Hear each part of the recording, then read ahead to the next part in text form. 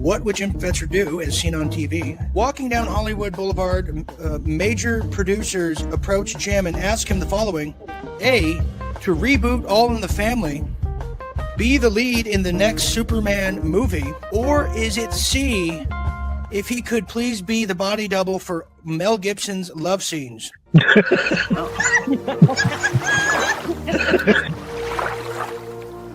So, Team Dana, what is the correct answer to our final question here? You could win the game tonight. Talk about a rigged election. I heard that. Sean, what do you think? I'm thinking he would want to play Archie Bunker. What do you think? Although he does have a chance to be Mel Gibson's body double, I don't know if he would go for that. Because, we're talking the ladies again, Yeah. You think you want to go with Archie Bunker, All in the Family? Jim, what is the correct answer for... Of those three alternatives, Zena, I'm a huge fan of Mel Gibson. Damn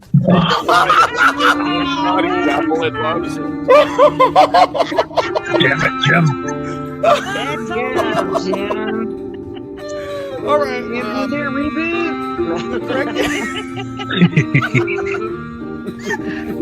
The correct answer to Walking Down Hollywood Boulevard. Jim gets approached and asked if he could be the body double Mel Gibson during the love scene. Note to self, always pick the one with the ladies. They knew it. Jim, you're a top Is player. there a theme there? Danny, you Oh my Is God. there a pattern?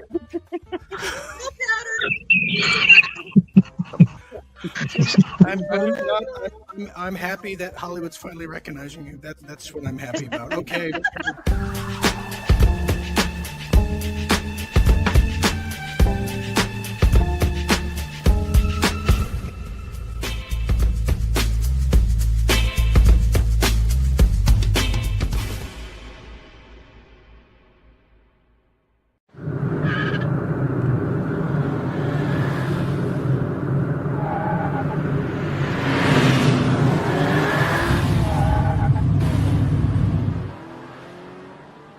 Having an affair with this guy, he even admitted to the operator that it just was a friend.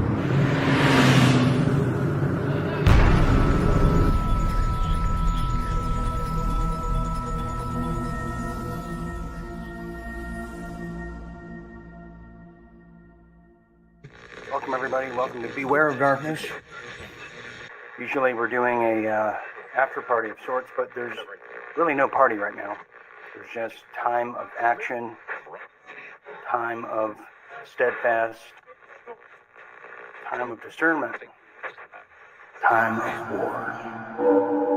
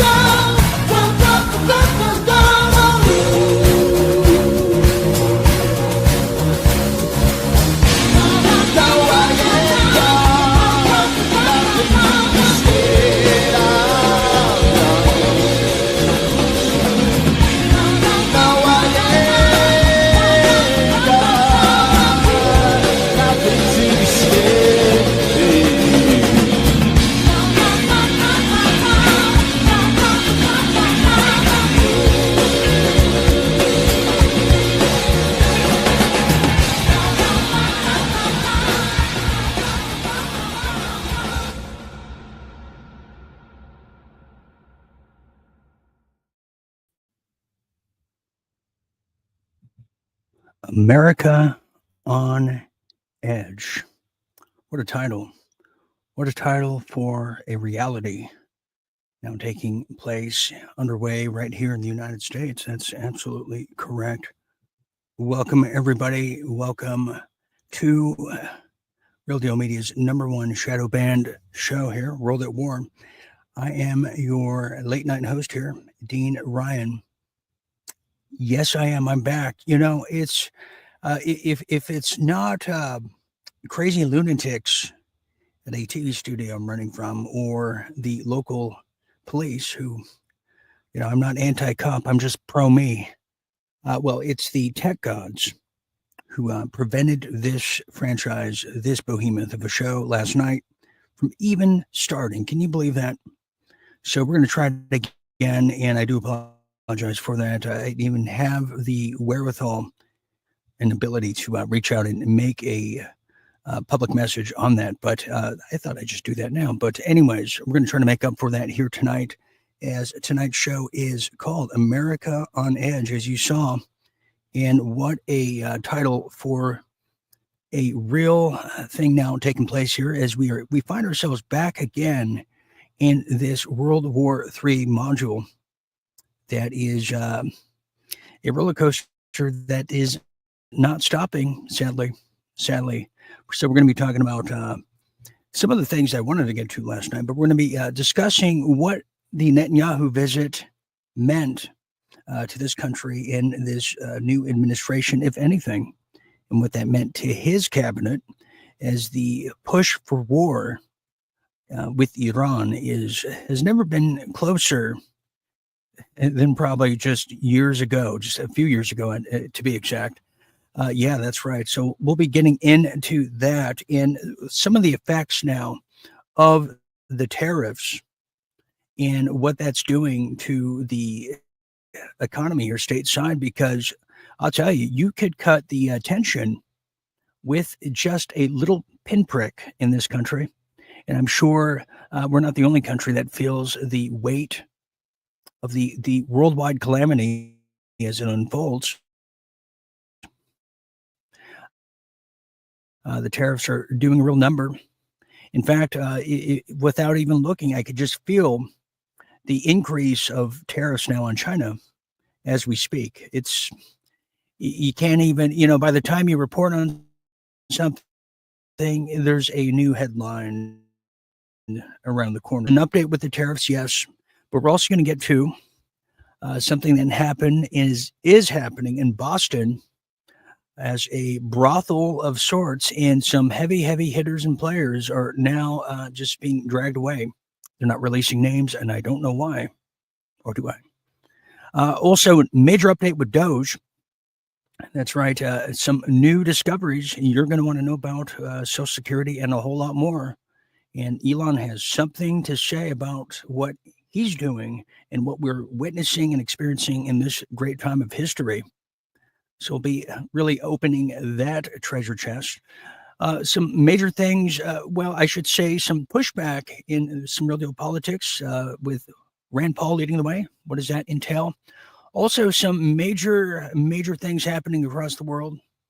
I have an update with the Canadian nurses and the medical apparatus over there in that country, and what they're told they can and cannot do will stun you. But then again, we've seen worse, and we've seen equal too. We'll see what that's all about. Plus, EU is now punishing people. The Service Act is now underway in just across Europe. We've seen it with the UK. The narrative of the elites of the establishment, well, they're going to get a knock on your door, you will. And some major health news for all those people out there that eat chicken. You may want to put down that Chick-fil-A here tonight after this story I tell you. And also some groundbreaking, I should say some breakthroughs in the medical world with a transplant of a man, but not exactly what you might think it is. So we're going to get into that with Real Deal Health. And I should also mention, too, another breakthrough and announcement from the Catholic Church and what they're breaking off with. So you don't want to miss it here tonight as World at War, America on Edge begins now. But before we do, we're broadcasting on Facebook, I believe, Real Dean Ryan. We're also on YouTube at the Dean Ryan TV over there at the Graveyard, and as well as Rumble. That's right. Okay, let's get started with some headlines from around the world and in your neck of the woods.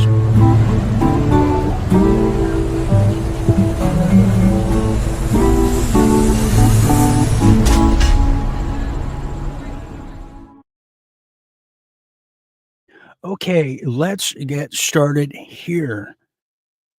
You know, just when you thought everything was hunky-dory, and just when you thought it was springtime and you could just stop and smell the roses, well, guess again, because now there is, well, something's tanking.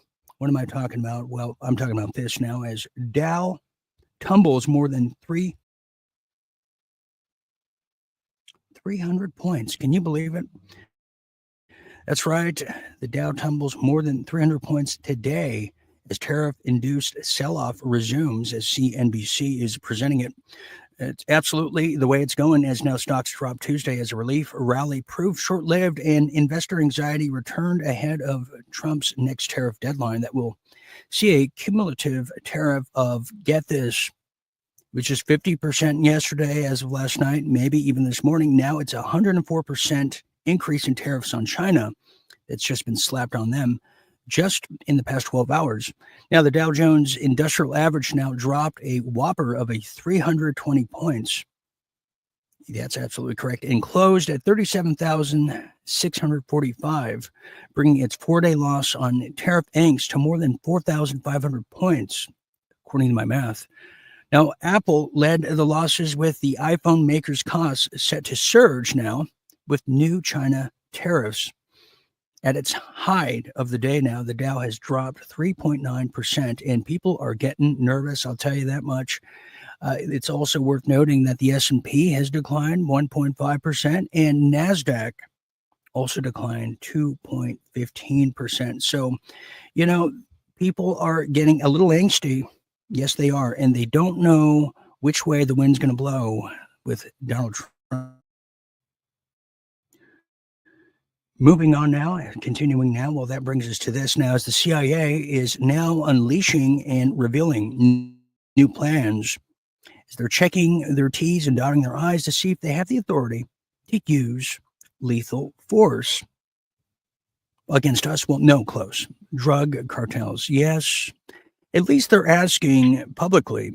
Usually they don't even ask at all. That's the kind of, well, you know, very selfish they are. Well, this is definitely true, as the drones, as we reported to you, are escalating their surveillance of the area. Well, now the CIA would like.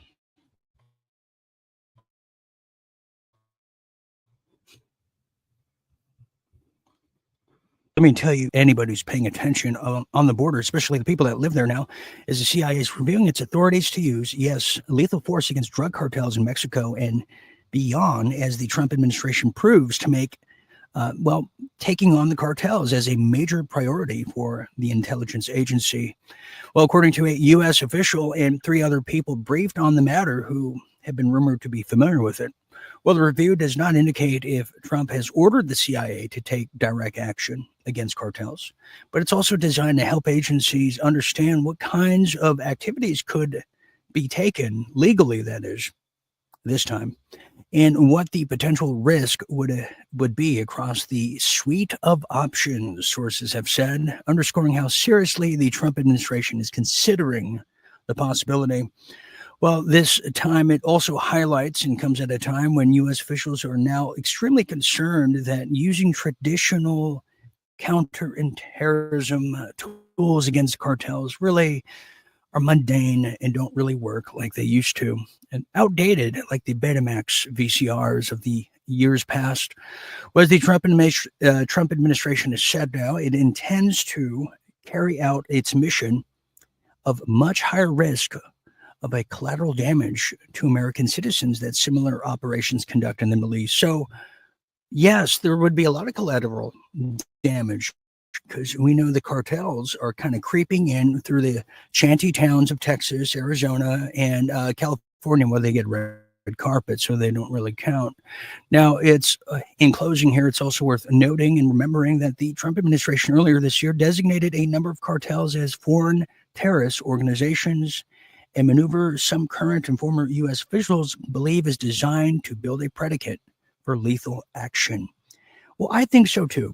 You have to do a little bit, love a little bit, not love. There's not going to be any love for collateral damage, no matter what the CIA says. Now, this next story is coming out of Boston. It's rather interesting.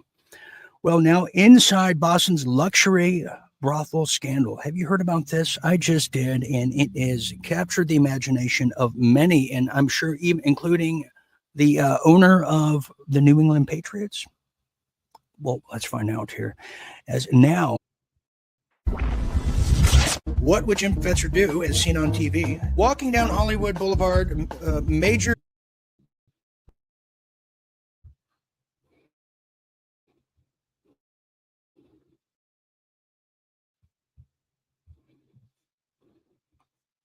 usual. But yes, let me tell you, Cambridge, as now an elite club, was considered a high-end brothel, charging up to $600 an hour for sexual encounters, misconnections, and liaisons over there in the luxury apartments over there in Cambridge, Massachusetts now. Well, Cambridge City Councilor Paul Toner, among the alleged sex buyers, a.k.a. Johns, a.k.a. customers, a.k.a. patrons. Well, that's right. Many are now calling for his resignation, and he's also been stripped of the committee assignments. Others have left high-profile posts in business and medicine without explanation. Yeah. Oh, yeah. Most have avoided the closely watched proceedings, dubbed the Cambridge brothel hearings over there by local media, where names of more than 30 so far have emerged in the batches. While naming and shaming Johns is a longstanding deterrent against prostitution, or many others have just called it dating. Well, not in this case. Now, police typically target sex traffickers and workers. Now, however, in this case, a desire by prosecutors to target buyers, legal action by media organizations and brothels are saying is in their forte going forward. Now, attorneys for 13 of the men accused of being Johns fought to keep their names private now, are arguing before the Massachusetts Supreme Judicial Court that they were, quote, private citizens who face adverse, embarrassing collateral consequences if their name and image are published. The court ruled the hearing shouldn't be made public. Wow. Now, anti-sex trafficking groups are heartened by that and not disheartened. And, quote, here's a quote from one of the heads of the nonprofit saying, quote, I would hope that them getting named makes others think twice what they're doing. Yes, it does. Think twice if you're naughty or nice. Yes, it is. Okay, well, that leads us now to Doge Olay now, as this is something interesting. Well, it's also another discovery, this time not a brothel. No, it's not. As now Elon Musk has now discovered widespread social security fraud. And he said, somebody, quote, somebody's going to be arrested. Yes, he has. He's definitely said that. Now Elon Musk alleged that the criminal stole and sold 400,000 social security numbers from the government database, enabling fraud and including illegal benefit claims and voter registration. Absolutely correct. Now, Musk and Antonio Gracias, presented data claiming 2.1 million social security numbers were issued to non-citizens in 2024 alone. Now, if you're taking score at home, that's up 270,000 from 2021, suggesting lax verification under Biden policies. Gee, you think? Well, they allege that the 20 million deceased people were incorrectly listed as alive in the social security system, indicating systematic mismanagement, and also claimed some non-citizens with social security numbers had registered and voted in U.S. elections, with cases referred for prosecution. Now, in closing, Musk framed the issue as a deliberate strategy to, quote, import illegals and shift U.S. elections towards a permanent Democratic majority by manipulating voter polls. You see how that works? You see how that works? In fact, Elon has now called this a revolution. In fact, here's a little clip of just how enthusiastic Mr. Musk is, because he is finding the fraud that the mainstream doesn't want to address. They want to address who's finding it. That's the difference. Check this out, and Elon, tell us, please, how it is. It's a revolution, and I think it might be the biggest revolution in government since the original revolution. But at the end of the day, America is going to be in much better shape. America will be solvent. The critical programs that people depend upon will work, and it's going to be a fantastic future. But are we going to get a lot of complaints along the way? Absolutely. Can you believe that? I know I can't. Anyways, let's continue, shall we? As now we're going to go into the wild world of World War. Yeah, nothing exciting there, is it? Well, let's get to it now. World War III is now underway once again, this time with some different enthusiasm about it. Yes, it is. Okay, so, the big Trump and Netanyahu meeting was just held yesterday. And what does that entail? Because, well, in fact, if you didn't see it, I'm going to tell you about it, because the Times of Israel is reporting something that's a little bit of a plot twist, or is it? Let's watch a few moments of it. Here's some highlights from the big meeting of Netanyahu and Donald Trump. Thank you very much. It's an honor to have a very, very special person. I've dealt with him for a long time, Benjamin Netanyahu, Prime Minister of Israel. And we had lunch together, we had meetings together, staff, and I think we've come up to some pretty good solutions and conclusions. And we'll be working a little bit after this, and then I assume you're going back home. This is a quick stop, in and out. But we appreciate you being here, and we are a friend of Israel, as you know. I would say that I'm by far the best president that Israel has ever even thought of seeing. And it's an honor to be so, and to be so thought of. Many friends in Israel. They are not in an easy area. It doesn't go easy, but we are helping them. And likewise, they've been helping us very much. And so we'll see how it all works out. But we had great discussions today, I think, on the obvious subject of Iran, and also the less obvious subject with respect to Israel, and that's trade. And I think the Prime Minister is going to tell you a little bit about trade and what they're doing for the United States. So I want to thank you all for being here. Thank you very much. And thank you. Benjamin, thank you very much. Thank you, Mr. President. Thank you, Don. I can tell you that I said to the President a very simple thing. We will eliminate the trade deficit with the United States. We intend to do it very quickly. We think it's the right thing to do. And we're going to also eliminate trade barriers, a variety of trade barriers that have been put up unnecessarily. And I think Israel can serve as a model for many countries who ought to do the same. I recognize the position of the United States. It says, we're allowing other countries to put tariffs on us, but we don't put tariffs on them. And, I'm a free trade champion, and free trade has to be fair trade. And I think that's basically the position that you have put forward, Mr. President. We are going to eliminate the tariffs, and rapidly. We're having direct talks with Iran, and they've started. It'll go on Saturday. We have a very big meeting, and we'll see what can happen. And I think everybody agrees that doing a deal would be preferable to doing the obvious.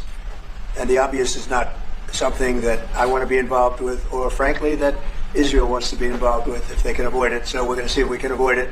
But it's getting to be very dangerous territory. And hopefully those talks will be successful. And I think it would be in Iran's best interest if they are successful. We hope that's going to happen. Now, just by face value of what we just saw, the niceties, the pleasantries, you would think that everything was hunky-dory, especially for Netanyahu and on his way back home to Israel. Well, not the case as it appears this time, because he didn't exactly get what he wanted. Well, here it is. This is coming out of the Times of Israel now. A disappointed Netanyahu rethinks his relationship with Trump. Oh, yeah. Yes, that's absolutely correct. On his way home now, we can report that Prime Minister over there at Israel, while he was scheduled to take off, he's now returning to Israel, very disappointed after his visit to the White House, during which Donald Trump, as you just saw there, refused to commit to removing tariffs on Israeli imports, which I didn't even know we could get anything that was imported from Israel outside of, I'm not even sure what, sea salt, maybe some wine, and then we make bagels there, so I'm not even sure. But yes, that's just exactly it. And announced direct talks with Iran on its nuclear program, and something he is not happy about. Well, what does this mean? Well, continuing now. Well, now U.S. could be bombing Iran by the weekend if Tehran doesn't fall in line. So what a bipolar kind of story. Yes, it is very bipolar. Well, let me tell you a bit more about this one as well, because now U.S. could, maybe should. This is not what we want. This is not what Iran wants or their people. Now, if Iran, this is coming out of the Express over there. They're saying that if Iran doesn't sit down with U.S. diplomats to discuss scrapping its nuclear ambitions on Saturday, massive bombing raids will take place, sadly. And the prospect of an extended and costly U.S.-Iran conflict could result. A national security expert warned today. Now, historically, Tehran has refused to meet with U.S. negotiators in the past as a matter of political principle, but Donald Trump is demanding face-to-face meetings with top political and military brass from both nations. Well, he's already announced the two countries will meet in Oman, this coming Saturday, but Iran almost immediately contradicted the president, insisting the talks would be conducted through an intermediary. Yeah, that's right. Speaking from the White House Oval Office last night, Trump warned Iran would be in great danger if the projected talks were stymied. Well, he said, quote, as you heard there, we're having direct talks with Iran, and they've already started. You'll go on Saturday. So, in recent days, the bolstering military assets over there in the Middle East, we know all about it. In fact, if you're not paying attention, well, right now, currently, here's a satellite image of what is around the corner, shows the U.S. aircraft carrier nearing Iran, just right there. Yes, who could forget? Unforgettable. And who made us in charge, and who made us the shift leaders here? You know what I'm saying? So here it is. Yeah, satellite image run in quite some time. And we are on the brink of war again. Once again. And just when you thought it was just a Biden and Ukrainian ordeal, here we are again, America at war, world at war. Well, let me tell you about this one as well, as we now close off here. As now this is happening, the calculations are coming through in strikes with little to nothing to show for it as the Houthis escalate their attacks. Meaning this doesn't damper or hamper anything in the Middle East from these countries that want to be independent. They want the Israeli expansion to stop, but it doesn't seem to be taking effect. Gee, threats don't always work. Well, now here's what I'm talking about. The United States has now spent nearly $1 billion Red Sea attack capabilities. As now the details and stats are coming in. Despite deploying advanced weapons, the Houthis retain fortified arsenals, continue threatening ships and U.S. drones, and Houthis leaders frame attacks as the retaliation of Gaza. So they're saying because of Gaza, they're now underway with more attacks, and they're vowing to escalate if the United States coalition persists. Now, the campaign strains U.S. arms stockpiles needed for potential conflicts with China, sparking congressional and military concerns. Civilian casualties rise as conflict risks are starting to broaden with no clear exit strategy from a cost-effective point of view. And that's how we see World War III. Okay, we're going to take this quick break now, and try to ponder and figure out what's going to be next here for the United States as we're on the brink of war. Is no doubt about it. It is a world at war as America is on edge. Don't go anywhere. We'll be back after this quick message.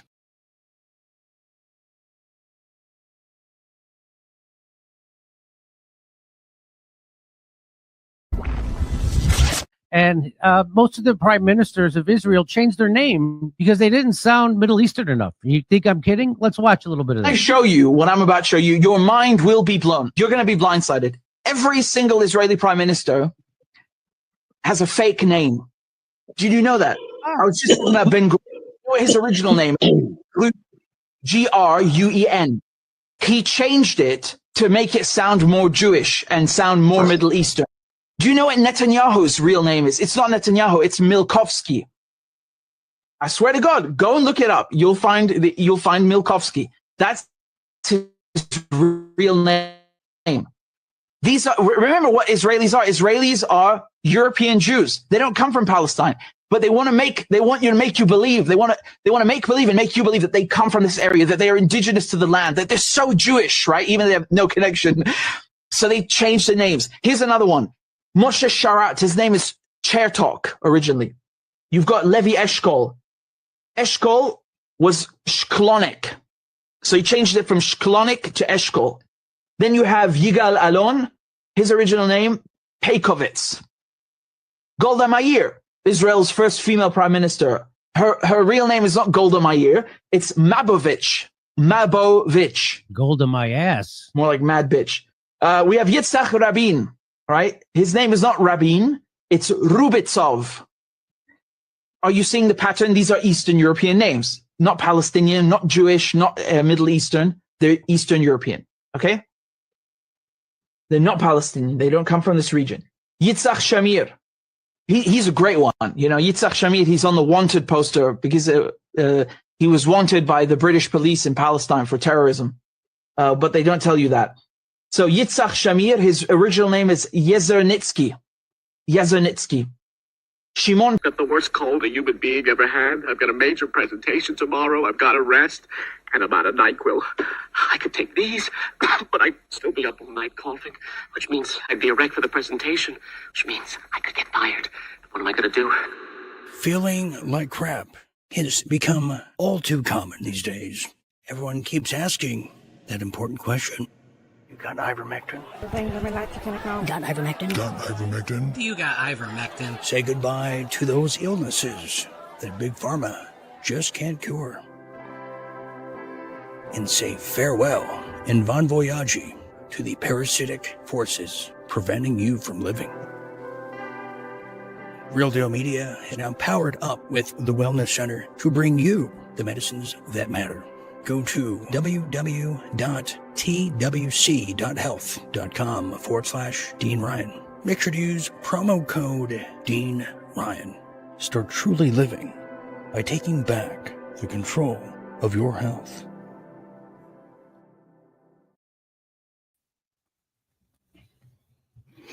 That's right. Take back the control of your health. The medicines that matter. Get your ivermectin and get rid of those parasites they want to call cancer. They want to call pathogens. They want to call. You can do that. It's a few simple steps. All you got to do is go to www.twc.health/Dean Ryan. And when you get there, make sure to use promo code Dean Ryan for additional savings that will blow your mind. Yes, and after that, double check. Make sure you're a night owl. That's right. Real Deal Media members get the most. They get exclusive, the ups, the downs, the in-betweens, the excitement, the anxiety behind the scenes, you name it.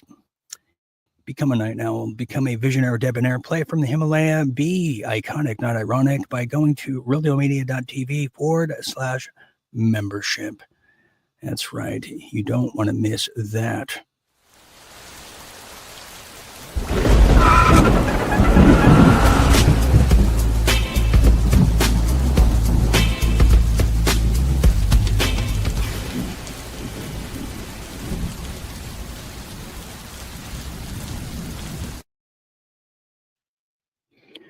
Okay, welcome back, everybody. Welcome back. I am still Dean Ryan, your cruise director, cruising with you to midnight and beyond. Hopefully, I'm really hoping that everybody can see me okay as we now return to World at War here. Very, very big episode here. Yes, we do. This just came down the news hallway. I think it's worth sharing with you in regards of Netanyahu, or whatever his real name is. I can now report to you the following. There has now been an arrest request. Look at this right here. Yes, the International Criminal Court sent Hungary a request to arrest and surrender Netanyahu hours after his arrival. They're on the hot trail in pursuit of Netanyahu.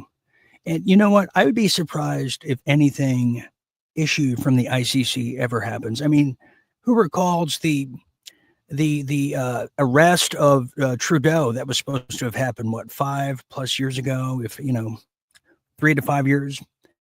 Nothing. George Bush is still walking around free, we think. At least his hologram is. And Dick Cheney, for crying out loud, he's still shooting people in Wyoming. So I would be astonished if that were to happen. Yes, I would be. Okay, now we're going to now transition here. Not in that way, but let's now get to some real deal politics, just the way you like it.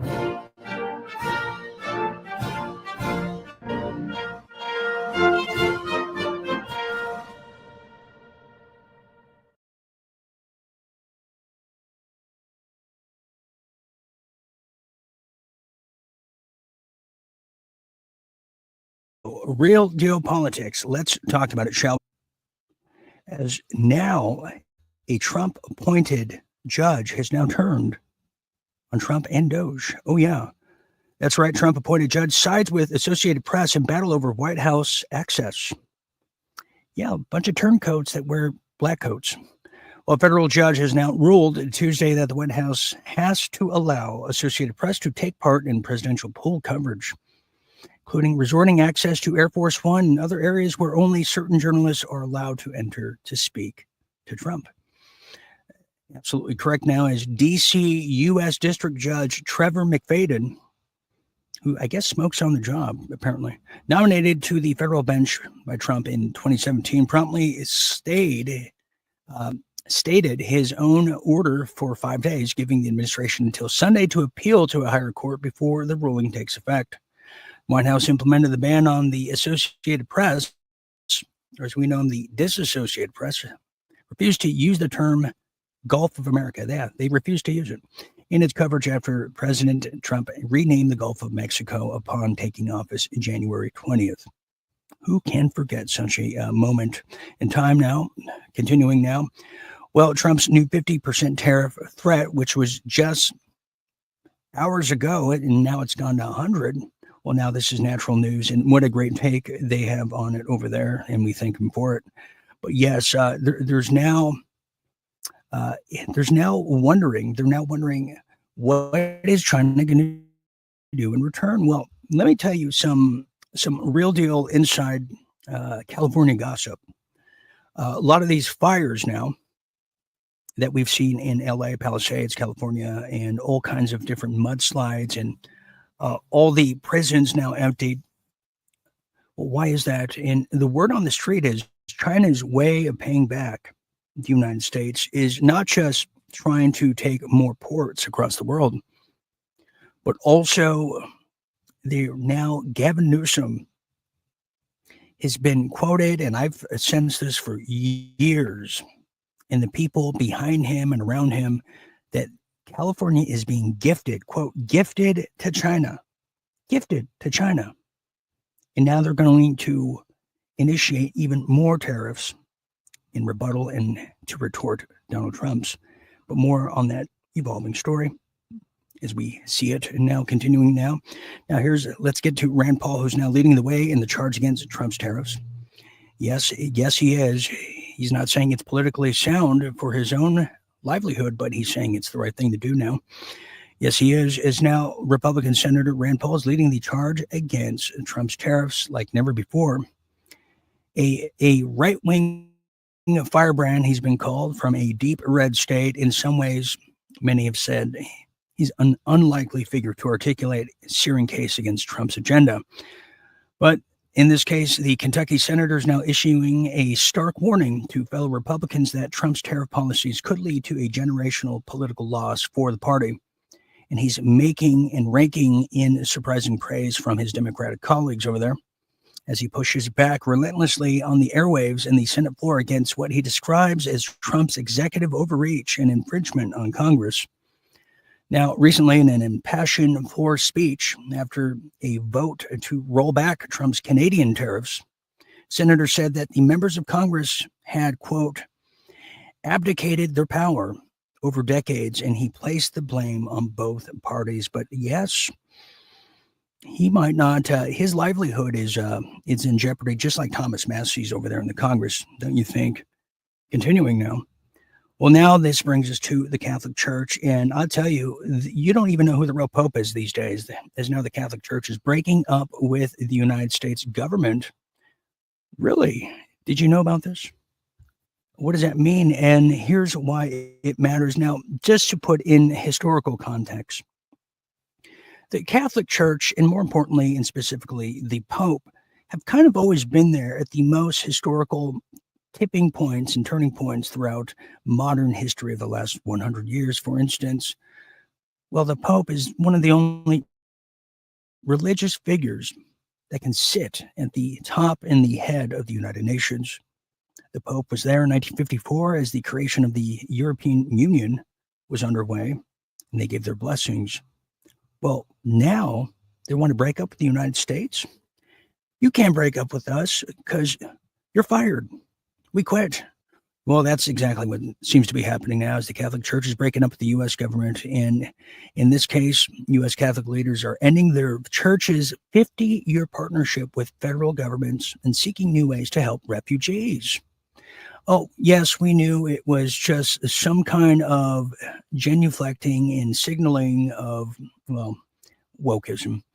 Well, Archbishop Timothy Broglio, the president of the United States Conference for Catholic Bishops, announced the change in a press release recently over there at the Washington Compost column, arguing that the Trump administration forced his denomination's hand. That's right, and we don't want to know where that hand was prior, but in this case, the bishop's decision came after the federal government suspended our cooperative agreements to resettle refugees, the bishop's claiming. He continued to say that the drastic reduction of these programs forced us to reconsider the best way to serve the needs of our brothers and sisters seeking safe harbor from violence and persecution. And we're not even talking about the violence and persecution within the church. That's separate. Well, the Archbishop noted that the Catholic Church in the United States has been reeling since President Donald Trump froze federal funding for refugee resettlement programs after taking office recently. Catholic leaders are fighting that order in court, but they've determined they can't afford to maintain their current refugee programs amid the legal uncertainty. No, they can't. And you're like me, you didn't even know this even took place. Well, that's right. Since 1920, the Catholic leaders have worked to help vulnerable families, including persecuted people of faith, rebuild their lives in the United States. And their partnership with the United States government to allow that and subsidize that for happening is now, in some cases for people, it is coming to a sad end. Yes, it is. It is a sad kind of end, isn't it? And that's some real deal politics for all of you out there. You know, I tell you, just when you thought the Catholic Church was on the rebound, you're reassured that they're not. They certainly are not. That's going to now bring us to some real deal international.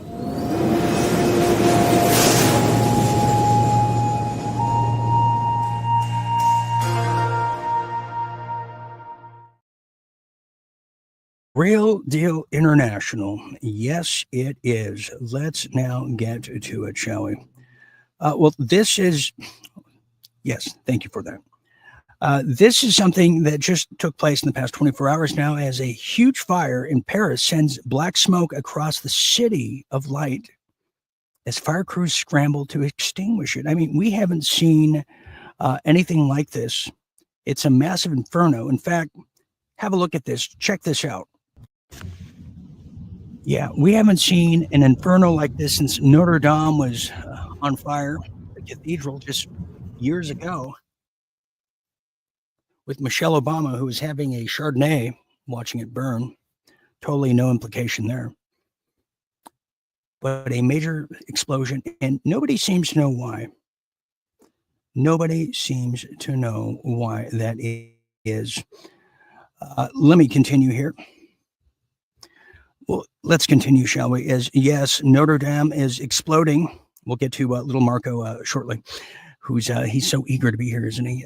Anyways, yes, this is now a unexplained inferno for no reason over there in Paris, with flames, thick black smoke everywhere across the city, casting dark clouds across the capital, stunning skyline. As this happened, the dramatic footage, as you just saw there, shows the flames ripping through the structures and cars passing by all across the city, and nobody has an explanation of why. What a mystery. Speaking of mysteries, let's go to little Marco, who gets frequent flyer miles and has ultra hearing. Yes, he does. As now, Brussels police have now arrested Marco Rubio's secretary detail supervisor after a hotel fight. That's right. You got to be careful with the security detail guys in the hotel lobby, especially around the bar in happy hour.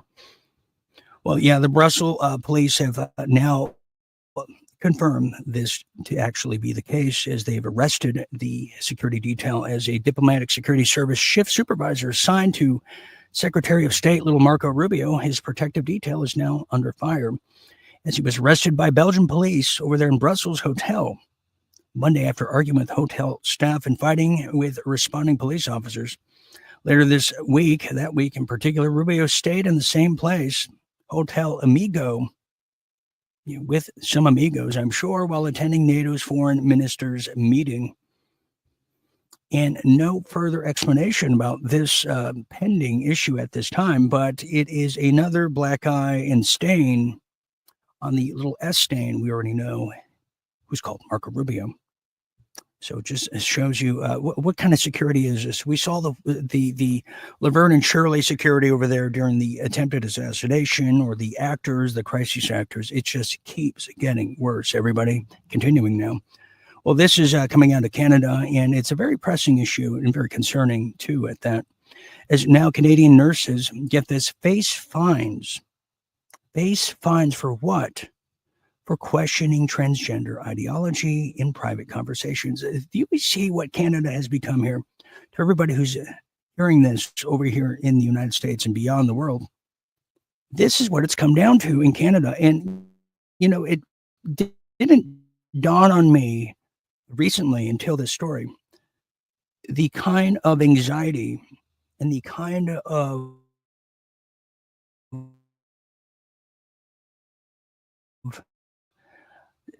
I want to say the living in Canada. It's that bad now. Well, this is coming out of Natural News. Let me tell you a bit more about it now. As medical professionals face fines, job loss, and license revocation for challenging transgender policies or stating something called biological facts. And what a damning word that is. Well, that's right. The ABC nurse over there in Canada was fined recently $10,000 for privately calling gender surgeries, quote, mutilation, despite no discriminatory action taken. Another nurse was fired for supporting J.K. Rowling and saying that only women can give birth, and labeled as a professional misconduct. That's right. Well, in addition to, you might have heard this, that a UK nurse was suspended for using accurate pronouns for a transgender inmate while facing racial slurs with no protection. And finally, these cases in particular, well, they expose the systematic crackdown on dissent, where institutions enforce ideological and conformity, really conformity on what the narrative is of the day over truth and free speech. Yes. So, yeah, there you have it. That's what Canada has now turned into. Well, let's now continue here. As finally, speaking and sticking with Europe, well, this next story and last one here in the Real Deal International. Well, the EU has now taken aim at Elon Musk X with potential $1 billion fine for under the new Digital Services Act. I mean, you want to talk about killing free speech? Well, it just doesn't stop at the nurses or the medical world. They're going after, free enterprise, people that are innovative business owners, and certainly Elon Musk is one of those people.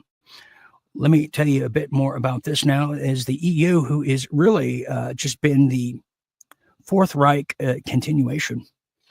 They're now taking the Digital Service Act to the next level as the European Union is posed to impose a fine exceeding $1 billion for Elon Musk's social media platform X for alleged violations of the Digital Services Act, marking a significant escalation in EU's digital regulation efforts.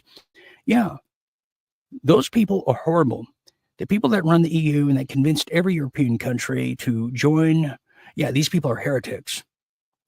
Continuing now, as X is now accused of refusing to share data with the external researchers, lacking transparency about advertisers and verified accounts, I guess that's a violation, and adopting a lax approach to content moderation, which the EU argues makes the platform susceptible to abuse and foreign interference. Says who?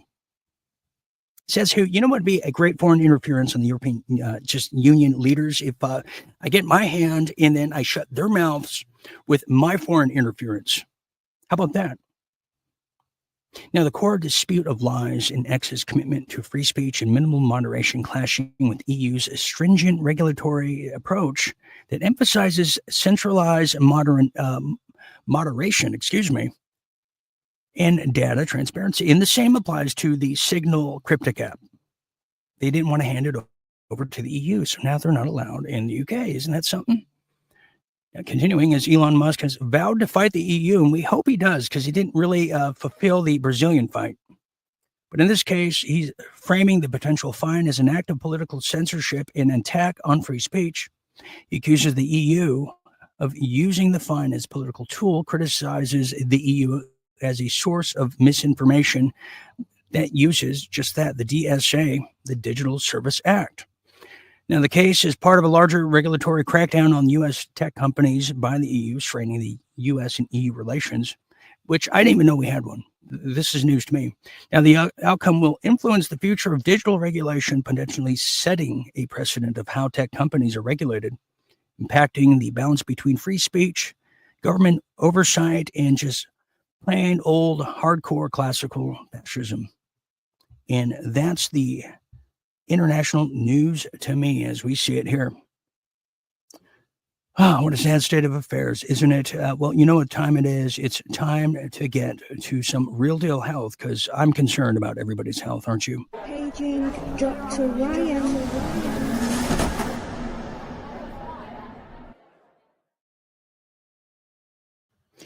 Paging, I'm here. Somebody call me.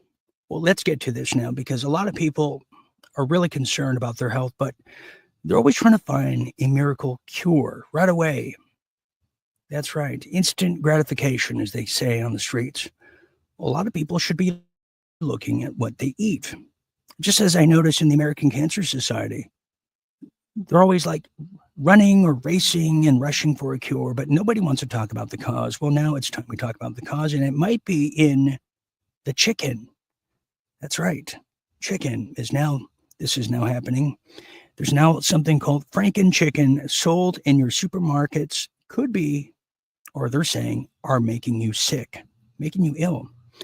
That's right. The diseased Franken chicken sold that you may be unaware about is making you sick, as now growing numbers of chickens suffering from diseases and dying prematurely in the slaughterhouses are contributing towards serious illness, potential deaths in humans. You know, what a concept. Well, the prevalence of bigger, faster growing chicken breeds in UK farms, just for example, dubbed the Franken chickens, has led to more people developing health problems, according to animal welfare charities. Now, these types of birds I'm talking about require greater levels of antibiotics, which is a contributing, ailment to the growing human health problems of antibiotic-resistant infections. Yeah, you know, I mean, it's simple common sense. Well, the antibiotic-resistant bacteria are causing increasing numbers of deaths in the UK alone, according to a latest available figure coming out of the UK Death Agency. They're saying that 2,640 people have died from serious antibiotic-resistant infections in 2023 alone, a 10% rise since 2019. Now, the bacteria can also pass to consumers when they are handling raw meat from chicken carcasses. And if it's not cooked well enough, especially prepare for death. Additional animal welfare problems on farms, such as crowded sheds and poor handling practices, were identified by charities as contributing to illnesses and early deaths suffered by chickens. And most likely, all of these Franken chickens are pumped full of antibiotics. They're going to really cause a problem for you. So know where you're getting your food. Know your source. Isn't that something? Could have told you that one. Moving on here. Well, now that brings us to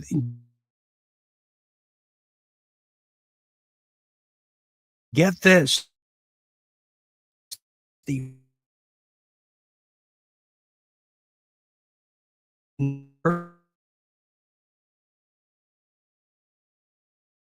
first,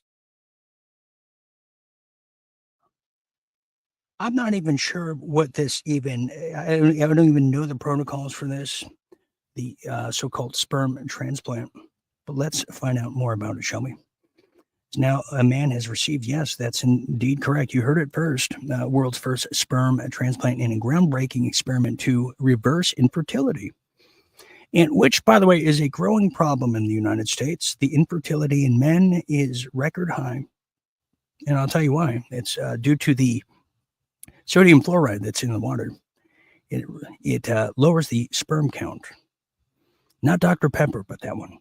Yes, well, a man in his early 20s has received the world's first sperm-making stem cell transplant in a new procedure that could be groundbreaking for all infertility treatment. Well, until now, the procedure had only been tested in animals that you most likely ate in the form of a Franken chicken, but now it's successfully allowed in male mice, monkeys, to father offspring.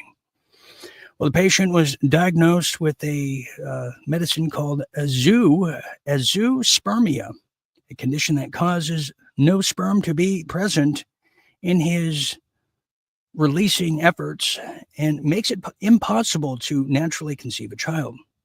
After receiving chemotherapy at a young age to treat bone cancer, this was one of the sad consequences of that archaic practice. But men can develop azoosperma for a number of reasons, including hormonal dysfunction, a blockage along the reproductive tract, and certain genetic conditions.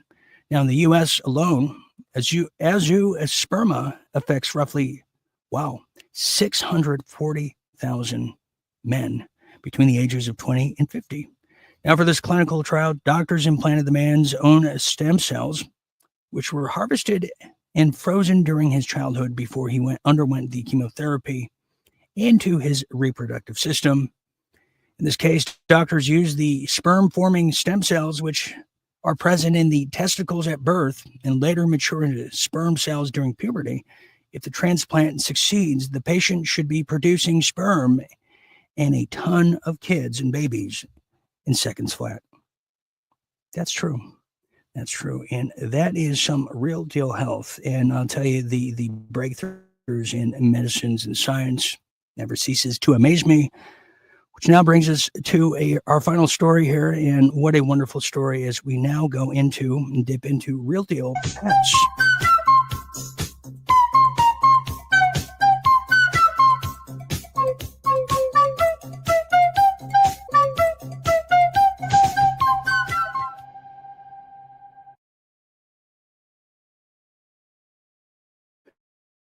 Real deal pets. Let's get into it, shall we? As this story is, well, it's so true. It hits home, and everybody out there probably has a pet or had one at that, once in their life.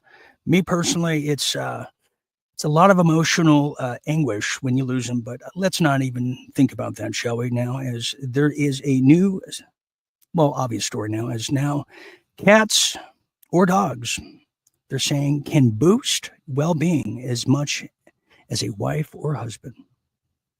Isn't that true? Yes, we love our fur babies out there, don't we? Well, they're saying having a spouse to share your life's highs and lows, it's all good and fine and dandy. But for those not ready to commit to joint bank accounts, in-laws, make-up sex, they're saying, well, a cat and or dog offer a similar boost in mental well-being. Absolutely.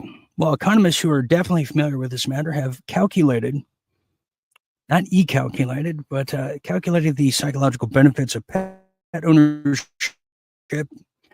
are roughly equivalent to those gained from marriage. And that just shows you how far marriage has fallen over the years. It's now being equated to local house pets. Well, they also concluded that the improvement in mood was on par with what you would expect to see from somebody receiving an extra $70,000 annual income. The researchers drew on data collected from 2,500 British households selected to be representative of the country as a whole. The authors found that living with a pet companion was linked to an increase of life's satisfaction. Big time. They're saying if you have a loved one, in the case of a fur baby, hug them, hold them tight, because they're giving you the benefits of life and well-being that only, if you're lucky, a spouse could ever seem to give you. That's it to me, and what a lovely story to end on. I'll tell you, just lovely, almost as much as this one.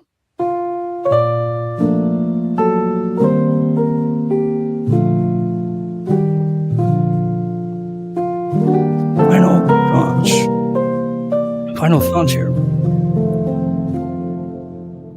Love them while you have them. That's what I say.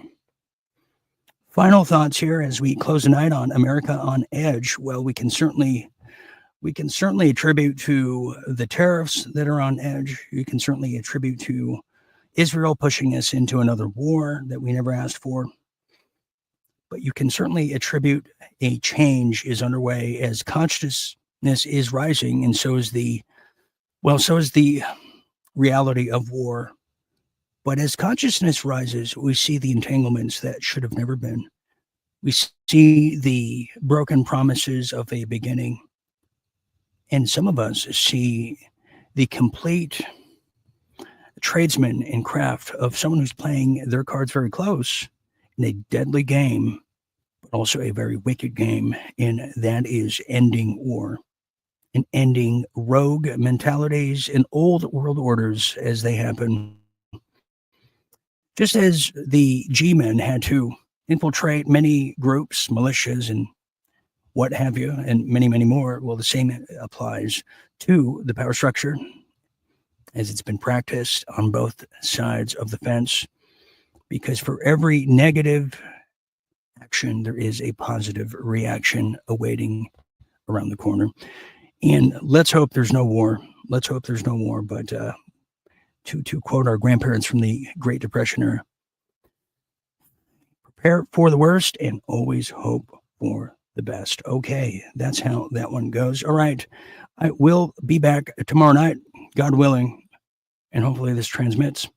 And we'll see how the rest of the week goes. It is being me is not easy these days, I guess. But I will be back tomorrow night, and members, we have something special for you Thursday. You don't want to miss that. So for all of us here at Real Deal Media, I want to thank all of you for sharing a bit of your night with me, Dean Ryan. Until next time, always remember to stay tuned and stay awake. It's springtime. Let's be happy. Good night, everybody.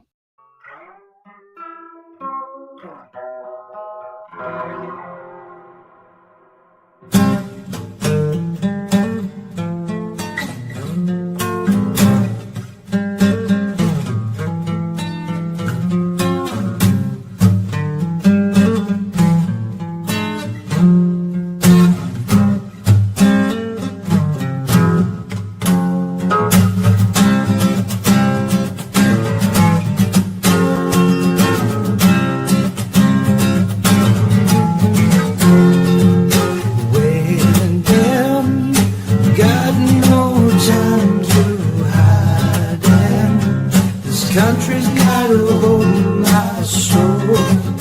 Oh no, no, no. Sleeping, why you wanna go away? I need you for the rest of the day. I'll take care, 'cause you know I